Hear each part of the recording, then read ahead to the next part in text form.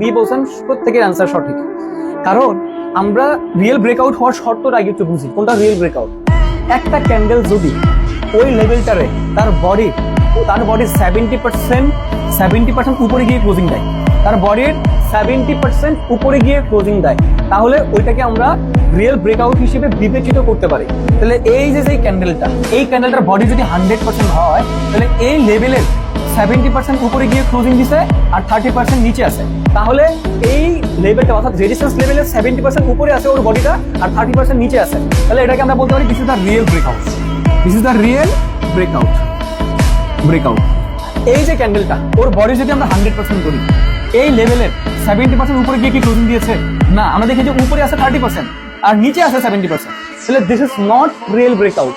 This is not real breakout. কারণ এটা আমরা রিয়েল ব্রেকআউট, কারণ ওর বডি 30% আছে উপরে, 70% আছে নিচে, বাট এই ক্যান্ডেলের 30% নিচে